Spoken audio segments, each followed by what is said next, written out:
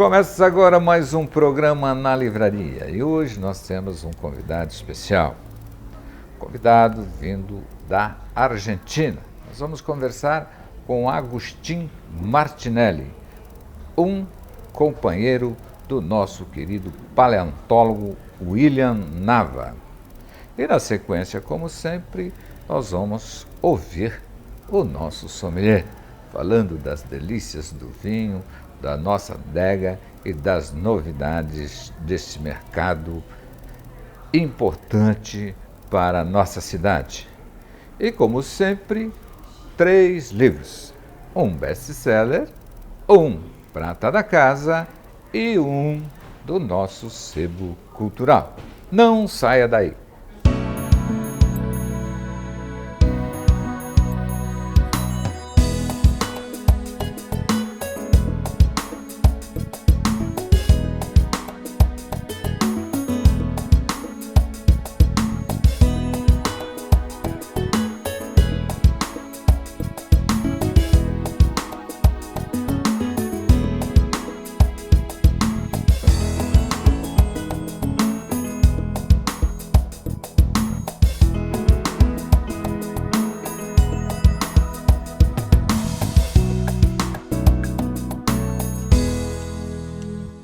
Estamos conversando com Agustín Martinelli, paleontólogo vindo da cidade de Argentina, um país onde a paleontologia tem um destaque fundamental.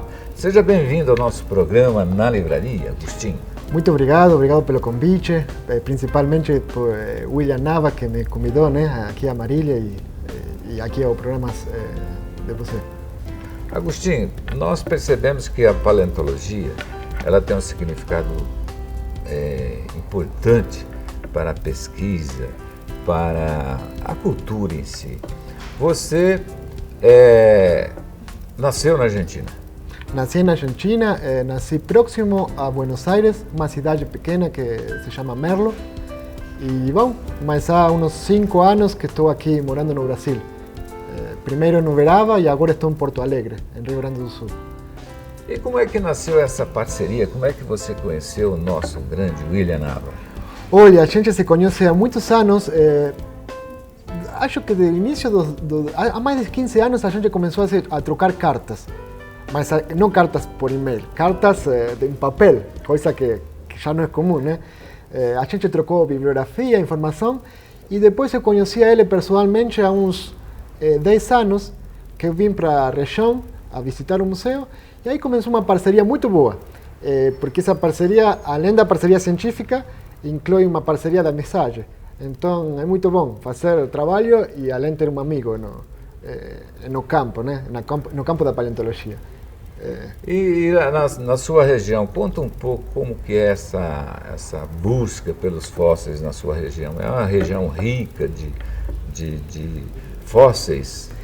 Lá na Argentina, a gente tem uma vantagem muito grande, que é que a maioria da região onde tem os fósseis é uma área seca e desértica. Ou seja, a gente não tem muita vegetação. Essa cobertura de vegetação que acontece no Brasil quase que não existe lá. Então, o paleontólogo pode ir caminhando pelo campo, em todas as regiões montanhosas, e ver a rocha, e ter a possibilidade de achar fósseis.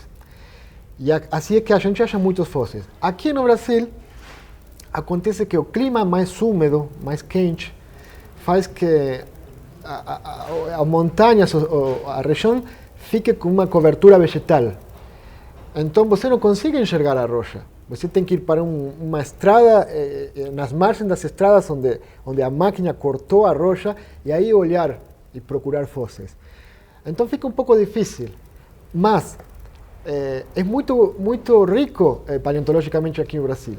E como os fósseis que você acha aqui no Brasil e os fósseis que acha na Argentina têm muitas relações de parentesco, ou seja, são quase que o mesmo, muitos paleontólogos argentinos e brasileiros trabalham em parceria, com o objetivo de comparar essas faunas do Cretáceo, do Jurássico, do Triássico, e assim entender a paleontologia da região, mas a nível sul-americano, a nível bem maior, uma escala bem maior. O sucesso aqui do Instituto William Nava, em parceria aí com as universidades, com vocês paleontólogos, é o titanossauro, que é o maior fóssil encontrado até hoje. E lá na sua região? A gente tem muitos titanossauros, alguns de grande tamanho, que chegam a atingir uns 40 metros de comprimento. Temos muitos terópodes, carnívoros, todos devido a essa diferença no clima que faz que a gente consiga achar mais dinossauros. Eu até gostaria de falar que o Williams não só achou esse dinossauro, que é fantástico para esta região, mas também acha um monte de outros animais que às vezes não são tão chamativos para a população, porque não são gigantes, mas que para a ciência são únicos.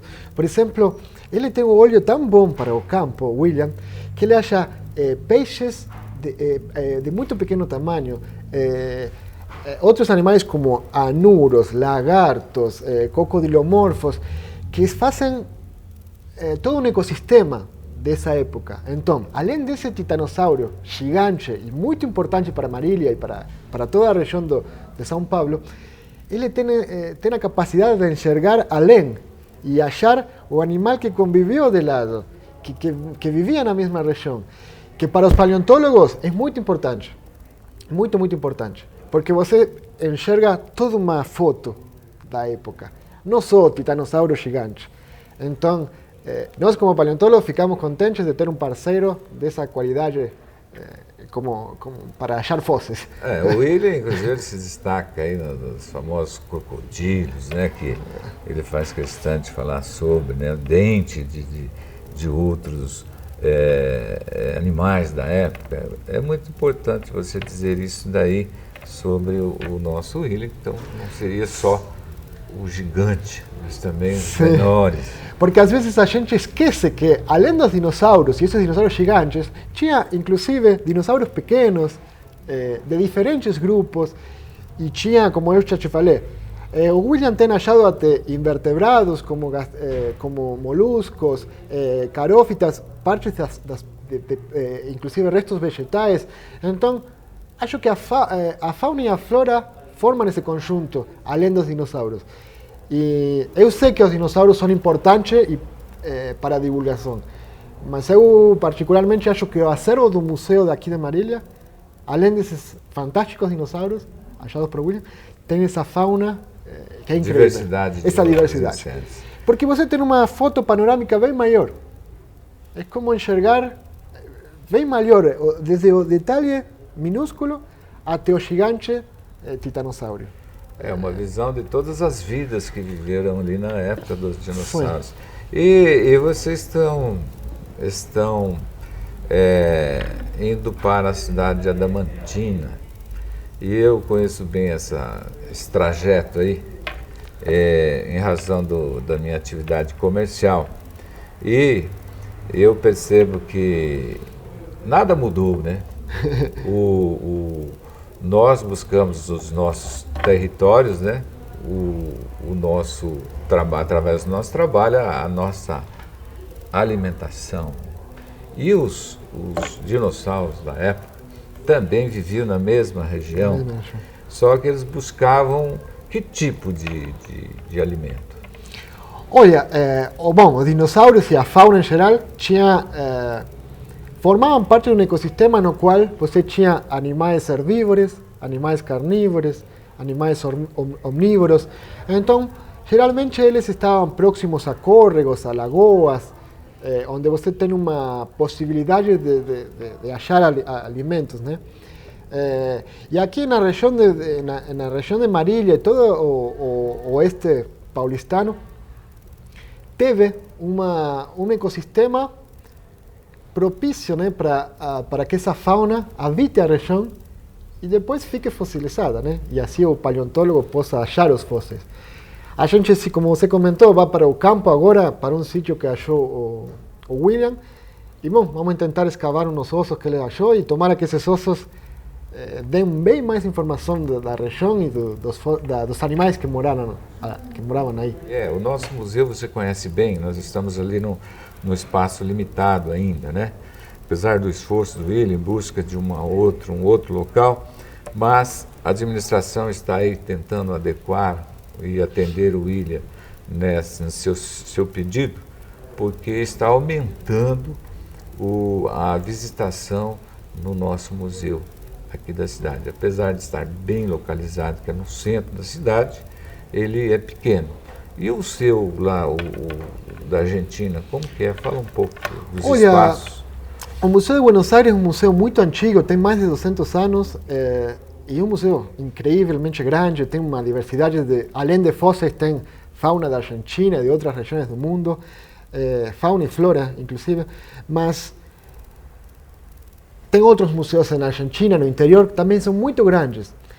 Porque eu acho que na Argentina a paleontologia teve e tem uma tradição muito antiga.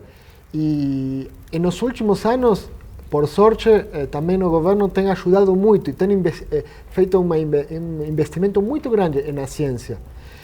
E você tendo recursos, você pode ampliar, fazer uma nova réplica de um dinossauro, ter uma equipe de técnicos e paleoartistas trabalhando em harmonia para melhorar o museu. Então, sem querer comparar muito, eu acho que tomara que o investimento aqui no Brasil seja ainda maior no futuro, porque ter um museu é como ter uma cara linda para a cidade. Cartão de visita. Sim, por o fato de que você pode atrai o turista, gera recursos culturais, e bom, é mais um atrativo para a cidade. E é gostoso você sair do museu e ficar, uau, que incrível o que nessa região tem e como a gente da cidade cuida desse patrimônio. Porque no fundo é patrimônio do brasileiro, patrimônio da humanidade. O sonho do William é ter uma réplica dessa, de dinossauro. Ele está lutando aí. Eu acredito que os administradores públicos também, com certeza, vai auxiliar nessa busca constante que é ter essa réplica. Mas pelo que eu estou ouvindo você, seu país, a importância desse museu no seu país, nós aqui, se cuidarmos desse avanço, dessa história, né, nós temos aí grandes possibilidades de tornar isso aqui numa estância? Eu acho que sim. Eu acho que o sonho de William de ter um dinossauro teria que se concretar em breve, porque não é nada difícil, nem astronômico. Uma coisa... Vale a pena o investimento. Vale a pena o investimento, e acho que uma vez feito o investimento, eles vão querer investir ainda mais, porque vai ser exponencial a mudança que vai gerar. Tem esculturas de dinossauros na frente do museu, no interior do museu, que se transformam no ícono dessa cidade. Acontece aqui mesmo no Brasil.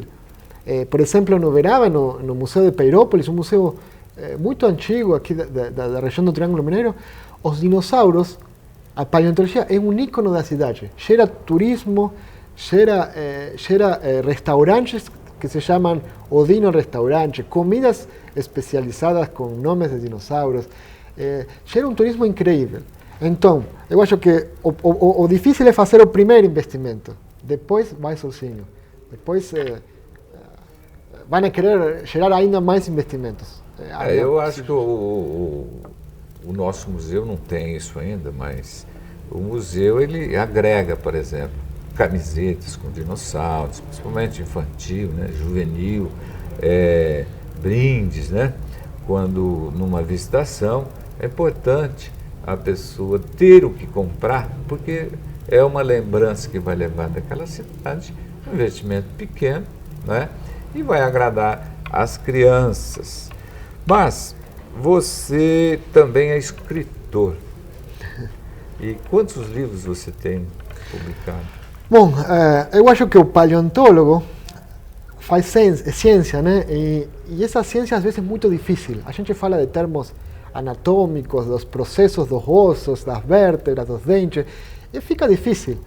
Então eu sempre gostei da divulgação científica, como que essa parte científica colocar também para o público geral, para a população. Então eu, desde há muitos anos que em parceria com outros artistas, paleoartistas e paleontólogos, a gente tem escrito uns 6 livros de paleontologia, que incluem mamíferos da Argentina, dinossauros do Brasil, evolução do homem. Então, bom, eu respondendo a tua pergunta, eu tenho escrito uns 6 livros, 2 ou 3 mais para criança, outros para um público mais geral, mas o objetivo é esse, além de fazer a publicação científica, que é bem difícil de ler, porque tem que ter você uma formação, fazer essa divulgação para que cada um de nós possa enxergar esse mundo bem mais fácil, de um jeito mais fácil. Nós aqui na livraria, nós temos várias editoras, principalmente no campo da ilustração. E as crianças, elas adoram comprar os livros com os dinossauros e tal. Desperta o interesse nas crianças, né, em razão disso. Mas, falando ainda de literatura, eu e o William, nós estamos para lançar um livro, inclusive já terminei de escrever, está no finalmente, e a gente percebe, quando escrevendo essa narrativa desse tesouros escondidos, né, eu passei a lidar com 50, 60 milhões de anos. Aí eu percebi que a vida é muito curta do ser humano. É mesmo. O que você tem aí para falar desses milhões de anos e conselho você dá aí para nós aproveitarmos mais a nossa vida? Olha, eu acho que eu, como paleontólogo, a gente enxerga o curta que é a nossa vida e como que o homem acha que às vezes tem esse poder nesse universo, nessa natureza, mas no fundo aí você percebe que não, que a gente tem uma vida bem curta, que tem que aproveitar de um jeito saudável, de um jeito bom. Porque, bom, eu como paleontólogo, ao enxergar essa história da vida no passado, esses milhões de anos nos quais um monte de animais viveram, se extinguiram, eu penso que, bom, que o humano, que nós somos mais um pedacinho bem pequeno dessa história. E nós não temos que ter essa arrogância de pensar que somos o centro do mundo, o centro de todo, porque depois acontece o que acontece, né, com os desastres naturais, que a gente acha que pode controlar o mundo, que tem a capacidade de destruir todos os campos para fazer plantações de canha, plantações de soja, e achar que nada vai acontecer. Nós temos que lembrar sempre que somos um pedacinho da Terra. A importância de conservar, principalmente, a floresta, né? Porque nós, brasileiros, somos os donos da maior conservação, né, ecológica do mundo, né? E parece que a maioria dos brasileiros não estão enxergando isso como uma riqueza, né? O desmatamento está correndo solto. Então, como você disse, é muito curta a vida. E existem coisas maravilhosas, inclusive uma delas é ler um livro seu, ir com o William até a rocha, não é? E às vezes, aqui na nossa cidade, tem pessoas que nem conhecem o Museu de Paleontologia ainda. Por isso é muito importante uma visita sua e esse trabalho que o William está fazendo para a nossa região e nossa cidade. Eu tenho uma curiosidade, talvez você possa até esclarecer para mim e para os nossos telespectadores, porque os fósseis, eles estão nas rochas, na altura, no ponto mais alto. E como você explica aí, como é que esses fósseis ficaram ali cravados na rocha, na altura? Como que era o comportamento dessa área? Geralmente, originalmente, os fósseis, ou seja, os ossos, antes de ser transformados a fósseis, de se fossilizar, geralmente se depositavam em áreas, em relevos baixos, próximos a um córrego, a uma lagoa. depois uma cobertura de sedimento, de areia, areia mais fina, mais grossa, iria fazendo uma coberta desses fósseis. E bom, a rocha, esses sedimentos se compactavam e formavam uma rocha. Mas isso fica embaixo, né, como você falou. A nossa corteza terrestre está dividida em muitas placas. Essas placas geram movimentação. E essa movimentação gera que o relevo se modifique. Por exemplo, se faz um plegamento e faz que algumas rochas fiquem para cima, outras fiquem para baixo. Aí gera um relevo, uma montanha, um vale do rio. E a erosão, por exemplo, vento, água, principalmente esses são os principais fatores, faz que a rocha se erosione, né? Que vai limpando a sua superfície. Então, um fóssil que estava soterrado embaixo, pelo plegamento da corteza, pela estruturação da superfície terrestre, ficou acima. E com a erosão do vento, da água, a mesma erosão humana, fazer uma escavação, por exemplo, você coloca à vista, para que o paleontólogo possa observar esses fósseis.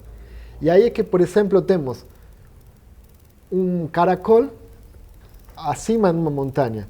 E mesmo áreas que, por exemplo, hoje são secas, às vezes foram ao fundo do mar, ao fundo de uma lagoa,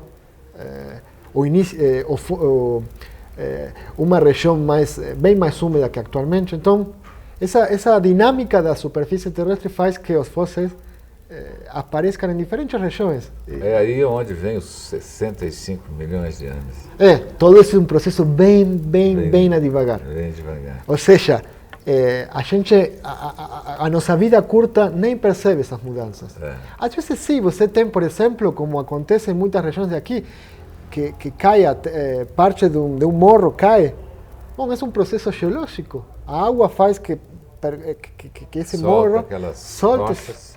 É um processo de erosão. Essa rocha que solta pode deixar a descoberta um grande dinossauro, por exemplo, que estava soterrado. Então, é um processo de erosão geológico que demora, às vezes, muitos milhões de anos. Eu percebo, depois que eu conheci o nosso paleontólogo, William Nava, eu passei a observar as camadas. E você vê a diferença de uma camada, de outra camada, de cores, e aonde vem essa sua explicação. Que cada camada daquela tem alguns milhares de anos, né, para ser construída ali com o clima da época.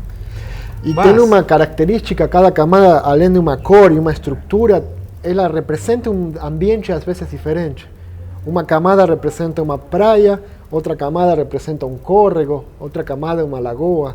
E são ambientes diferentes representados em diferentes camadas. As cores, né? As cores. É uma obra de arte, né, da natureza. Mas, fala aí dos projetos entre você e essas parcerias que você tem com a nossa região. Bom, eu com o William, a gente tem muitas parcerias. Por exemplo, um dos projetos que estamos fazendo é a descrição de um esqueleto, redescrição do crânio e descrição de um esqueleto de um cocodrilomorfo, que é tipo um parente dos jacarés, dos cocodrilos, parente bem antigo, né? Bem distante também. Que, bom, o esqueleto deve ter um comprimento assim, de uns 30, 40 centímetros, e nunca foi descrito o pós-crânio. O pós-crânio significa detrás da cabeça. A gente vai estudar como ele se movimentava, como era a estrutura dos ossos da mão, do pé, e tentar comparar com outras formas extintas e recentes. Vai ser muito importante esse estudo para a região, porque, bom, é um jacaré muito raro, porque era herbívoro. Era um cocodrilo herbívoro, que não é o comum, né? Atualmente todos os cocodrilomorfos são carnívoros e moram nos córregos, no mar. Mas esses jacarés daqui da região eram principalmente terrestres e eram omnívoros, comiam um pouco de tudo. De plantas, sementes e possivelmente insectos e pequenos vertebrados, totalmente diferente da alimentação de um jacaré atual. esse é um dos projetos grandes que a gente tem. Depois temos uma nova localidade que o William achou em 2009, a uns 100 quilômetros daqui. Que bom, a gente tem uma diversidade faunística enorme. Temos peixes que atualmente não vivem na região, ou seja, grupos de peixes que já não estão aqui, que já se extinguiram. Temos anuros, tipo sapos e rã, que ainda a gente não sabe bem de que grupo pertencem. Temos jacarés que seriam de um crânio mais ou menos de um comprimento de uns 50 centímetros, até animais bem menores. Temos dinossauros, titanossauros também, só que não temos um esqueleto, temos ossos do crânio, ossos da cauda e da pata. Também temos invertebrados na região. Então, esses dois projetos são os principais, mas a gente está tentando procurar outros afloramentos e achar novos sítios com fósseis para novos projetos. Mas fala aí da sua preferência por livros. Sabemos que a Argentina tem ali as maiores livrarias praticamente do mundo. Bom, eu fico contente porque desde criança eu tive essa relação criança-livro, como que acho que principalmente em Buenos Aires, que é um foco cultural grande, as livrarias estão na vida da gente que mora lá, e eu gosto demais de ler. Alguns livros assim que eu realmente adoro são, por exemplo, o Baudolino, de Umberto Eco. Eu gosto muito de 100 Anos de Soledade, de Gabriel García Márquez. Gosto muito de um livro de contos curtos, de ficções, que se chama Ficções, não sei a tradução, de Jorge Luis Borges. E, bom, a literatura lá é muito forte e é interessante porque você mistura livraria com café, com cinema, com teatro. Então tem essa mistura cultural que está toda tem uma interligação muito forte. Nós estamos aí, são 5 anos com esse projeto nosso e percebemos já um certo interesse pela população em razão de tudo isso que você disse, agregar essas outras atividades, né? Por exemplo, você trazer para esses locais, criar um espaço para artista na área de pintura, para poetas, escritores, uma galeria de artes, né? E todo esse movimento cultural com certeza vai alimentar aí a preferência das pessoas ainda buscar o livro físico, não é? Sim. Eu acho que é importante desde criança, que a criança já consiga valorar esse livro físico e essa leitura, né? Porque quando você gera essa ação desde criança, você, bom, é tipo uma costume assim, que vai ficar nele. É interessante que a sua preferência por livros, dos autores que você citou, Humberto Eco, o Garcia, são campeões de venda aqui na nossa livraria. Eles tinham uma preferência muito grande por esses escritores citados. Mas, Agustin, foi muito bom conversar com você. A sua visita veio num momento bastante oportuno, em razão da paleontologia na nossa cidade ter aí um destaque já para para a população. Eu agradeço imensamente a sua visita e muito obrigado. Bom, eu também agradeço ao senhor, ao William Nava por ter me convidado aqui a Marília. Tomara que a minha ideia é sempre voltar ao menos uma vez ao ano. Eu estou aqui fazendo parcerias e tomara que essa parceria seja tão comprida como o tempo geológico. Legal. Assim que, muito obrigado. Muito obrigado. Conversamos com Agustin, vindo lá da Argentina para um trabalho junto com o William Nava. Projetos interessantes aqui para a nossa cidade de Marília.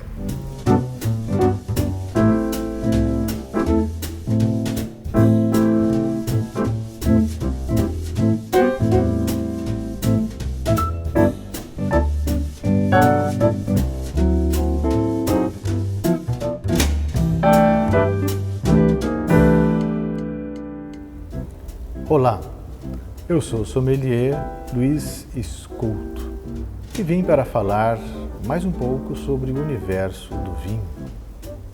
Hoje o tema são estilos de vinhos. E você sabe que os estilos estão vinculados às videiras, ao ambiente onde as videiras se propagaram no planeta. Neste sentido, eles são divididos em vinhos com estilos do Velho Mundo e vinhos com estilo do Novo Mundo. Quais são os países que formam este entorno ambiental para a excelente produção de vinhos? No Velho Mundo nós temos aí a França, Inglaterra, Áustria, Alemanha, Portugal, Espanha, a Áustria e a Grécia em particular, né? Enquanto que no Novo Mundo nós temos aí o nosso Brasil, os Estados Unidos, Austrália, Chile, Argentina, Nova Zelândia e os vinhos que são excelentes que vêm lá da África do Sul.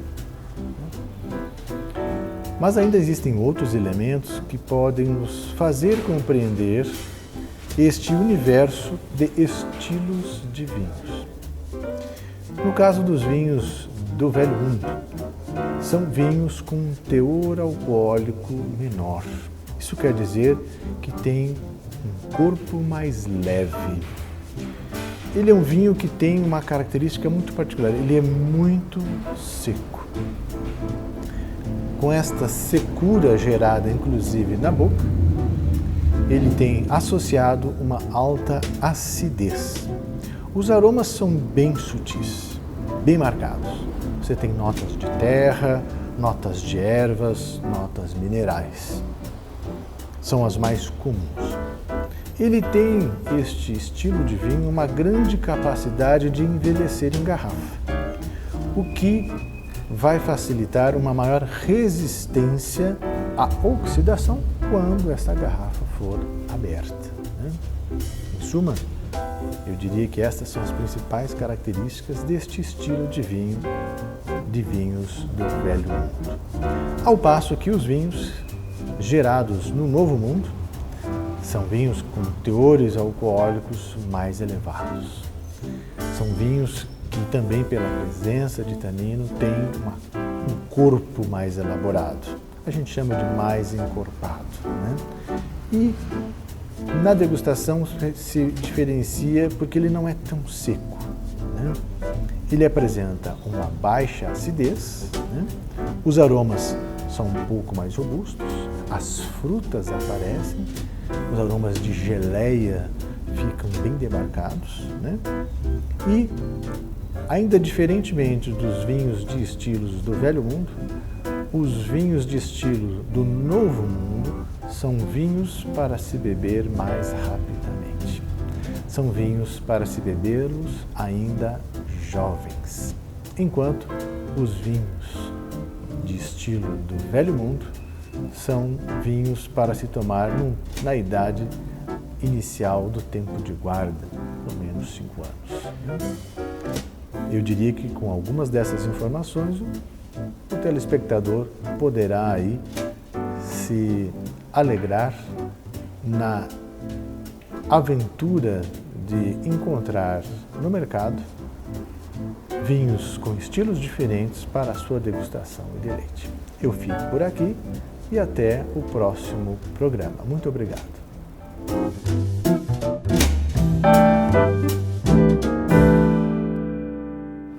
Quantas informações com o nosso sommelier! Cada programa, uma novidade, realmente um aprendizado. E quem quiser conhecer o nosso sommelier, aos sábados, que o comércio fica aberto até às 17 horas, ele permanece por algum tempo aqui na nossa adega.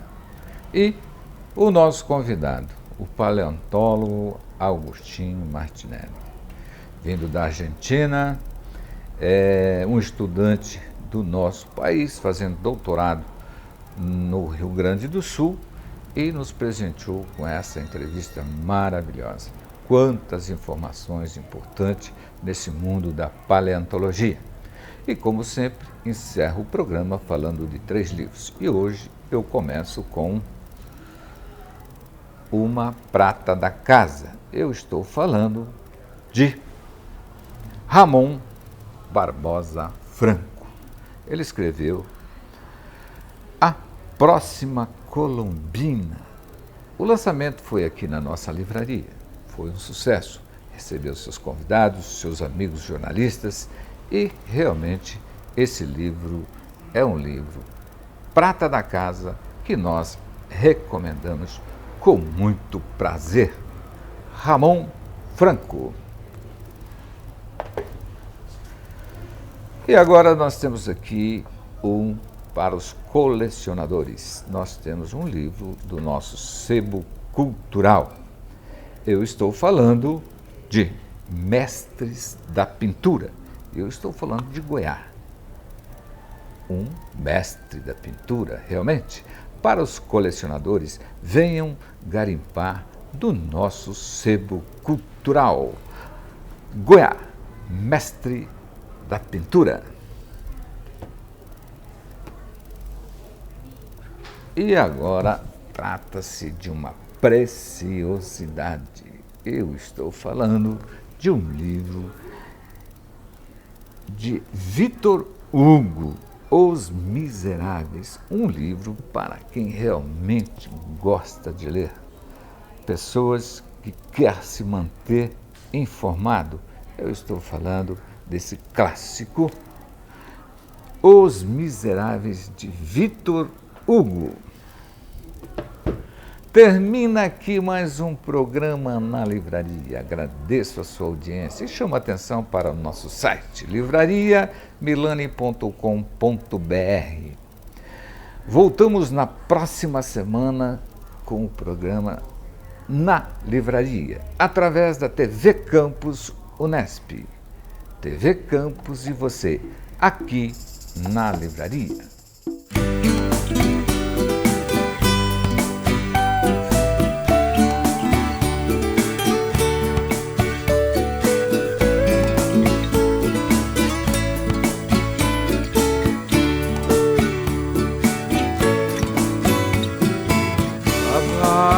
Uma chalana bem longe se vai, navegando no remanso do rio Paraguai. Ó chalana, sem querer, tu aumenta minha dor. Essas águas tão serenas vai levando o meu amor.